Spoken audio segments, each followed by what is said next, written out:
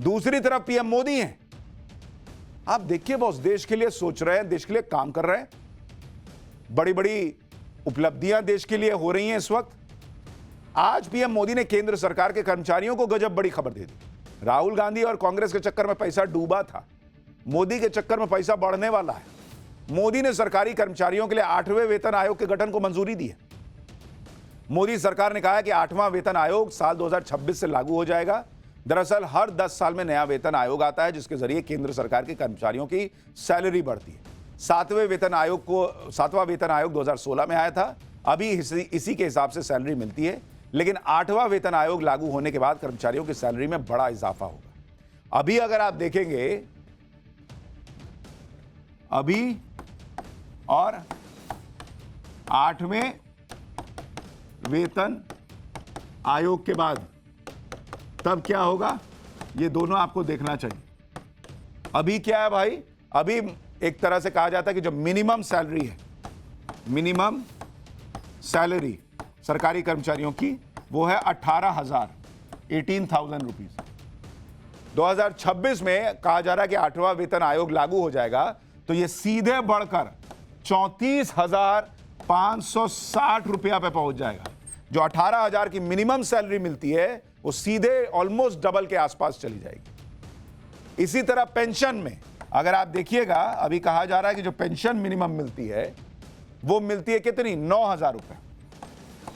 8वां वेतन आयोग आने के बाद कहा जा रहा है कि यह बढ़कर 17,200 रुपए हो सकती है, यानी ऑलमोस्ट डबल। इसका मतलब यह हुआ कि सैलरी हो या पेंशन, 8वां वेतन आयोग लागू होते ही केंद्रीय कर्मचारियों को ऑलमोस्ट सीधा डबल का इंक्रीमेंट मिलेगा। और उसका सीधा मतलब यह भी है कि इकोनॉमी में पैसा आएगा, लोगों के पास पैसा आएगा, पैसा खर्च होगा, इकोनॉमी का पहिया और तेजी से घूमेगा, भारत की अर्थव्यवस्था और रॉकेट बनेगी। यानी एक तरफ पीएम मोदी के दुश्मन एक एक करके निपट रहे हैं, पीएम मोदी नए नए इतिहास रच रहे हैं। भारत की विश्व गुरु वाली छवि को चमकाने में पीएम मोदी कोई कसर बाकी नहीं छोड़ रहे। पिछले 3 दिन में ही पीएम मोदी के नेतृत्व में जल, थल और नभ में कैसे भारत का डंका बजा, आप ये देखिए। पीएम मोदी का विजन और यूपी के मुख्यमंत्री योगी आदित्यनाथ का मिशन, दोनों ने मिलकर महाकुंभ को धरती का सबसे बड़ा धार्मिक आयोजन बना दिया।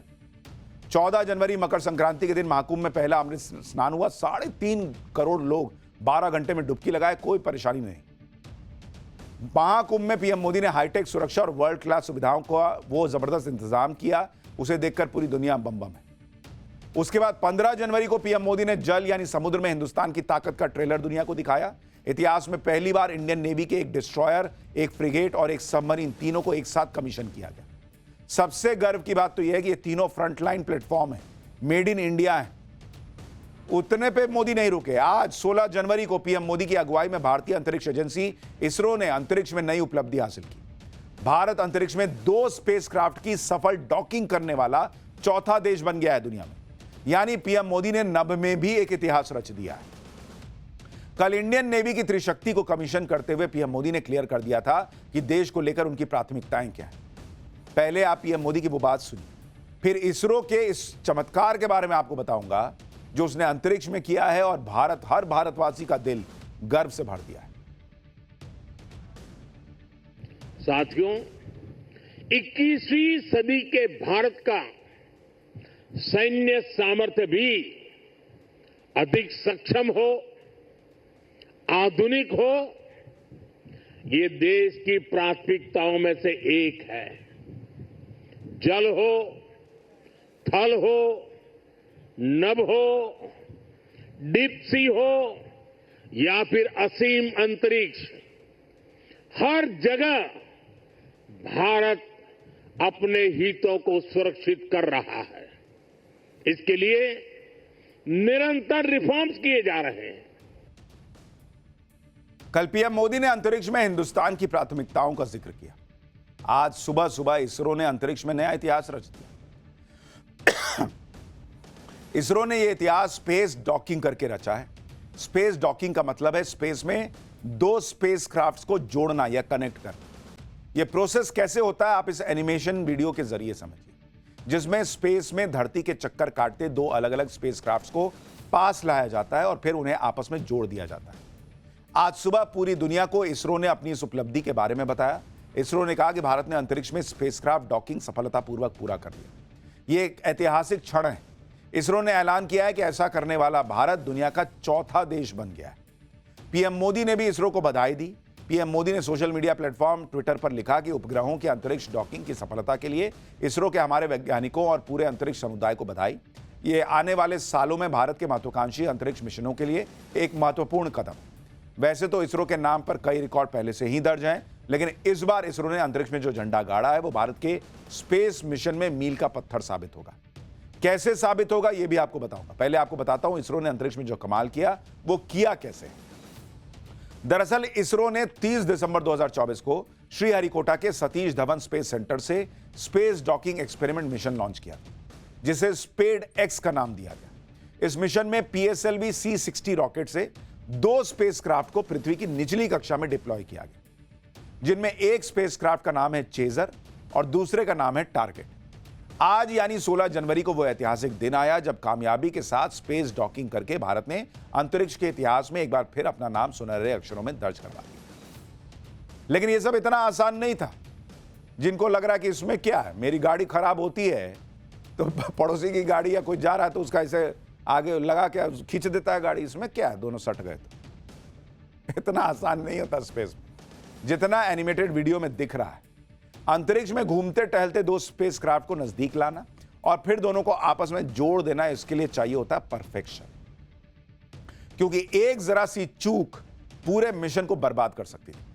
आप सोचिए जरा, दोनों स्पेसक्राफ्ट धरती से 470 किलोमीटर ऊपर आगे पीछे घूम रहे थे। दोनों स्पेसक्राफ्ट की रफ्तार करीब 28,800 किलोमीटर प्रति घंटा तक हो गई थी। यानी दोनों स्पेसक्राफ्ट बुलेट की स्पीड से 10 गुना ज्यादा स्पीड से धरती का चक्कर लगा रहे थे। इतनी स्पीड में आप सोचिए, तो जितना उसमें एनिमेटेड वीडियो में दिख रहा है उतना आसान है नहीं। 28,800 किलोमीटर की रफ्तार से भाग रहे 2 स्पेस एयरक्राफ्ट की डॉकिंग में छोटी सी मिस्टेक बड़ी भारी साबित हो सकती है और स्पेस क्राफ्ट आपस में टकराकर अंतरिक्ष में भस्म हो सकते थे। आप इसे ऐसे समझिए कि 2 कारें सड़क पर आगे पीछे चल रही हैं। दोनों ही कारों की स्पीड सेम है और बहुत तेज है।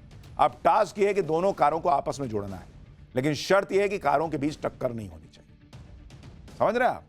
दोनों स्पेसक्राफ्ट को जोड़ना कितना चैलेंजिंग था। लेकिन भारत के साइंटिस्ट एक बार जो ठान लेते हैं, फिर चाहे मिशन कितना ही मुश्किल क्यों ना हो। इस मिशन में भी मुश्किलें आई। 7 जनवरी को इस मिशन में दोनों स्पेसक्राफ्ट को कनेक्ट किया जाना, लेकिन इसे टालना पड़ा। फिर 9 जनवरी को भी तकनीकी दिक्कतों के कारण डॉकिंग टाली गई। 12 जनवरी को दोनों स्पेसक्राफ्ट को 3 मीटर तक पास लाकर डॉकिंग का ट्रायल किया गया। आज जाकर यह संभव हो पाया। आज पहले दोनों स्पेसक्राफ्ट्स को नजदीक लाने के लिए उनकी स्पीड को धीरे धीरे कम किया गया और फिर फाइनली इसरो के साइंटिस्ट ने धरती पर बैठकर स्पेस में दोनों स्पेसक्राफ्ट्स को कनेक्ट करा दिया। भारत का यह मिशन न सिर्फ स्पेस में भारत की बढ़ती ताकत और क्षमता का सबूत है, बल्कि हिंदुस्तान के स्पेस प्रोग्राम के लिए भी बेहद जरूरी है। भारत ने अंतरिक्ष में अपने जो मिशन सेट किए हैं उनकी सफलता इसी पर निर्भर है कि डॉकिंग तकनीक का चंद्रयान 4 मिशन में होगा इस्तेमाल, जिसमें चंद्रमा से सैंपल वापस पृथ्वी पर लाया जाएगा। स्पेस स्टेशन बनाने और उसके बाद वहां आने जाने के लिए भी डॉकिंग टेक्नोलॉजी की जरूरत पड़ेगी। गगनयान मिशन के लिए भी यह टेक्नोलॉजी जरूरी है, जिसमें मानव को अंतरिक्ष में भेजा जाएगा। इसके अलावा सैटेलाइट सर्विसिंग और इंसानों को चंद्रमा पर भेजने के लिए भी यह टेक्नोलॉजी जरूरी है। यानी भारत ने न सिर्फ इतिहास रचा है, बल्कि कई इतिहास और जो वो भविष्य में रचेगा उसका रास्ता सशक्त कर दिया है। मोदी सरकार ने स्पेस में भारत के कदमों को इतना मजबूत कर दिया है कि कभी इसरो का मजाक उड़ाने वाले देश भी अब अंतरिक्ष में भारत की ताकत का लोहा मानते हैं। वरना एक वक्त ऐसा भी था जब एलीट स्पेस क्लब में भारत की एंट्री तक नहीं थी, और आज भारत एलीट स्पेस क्लब का परमानेंट मेंबर बन चुका है।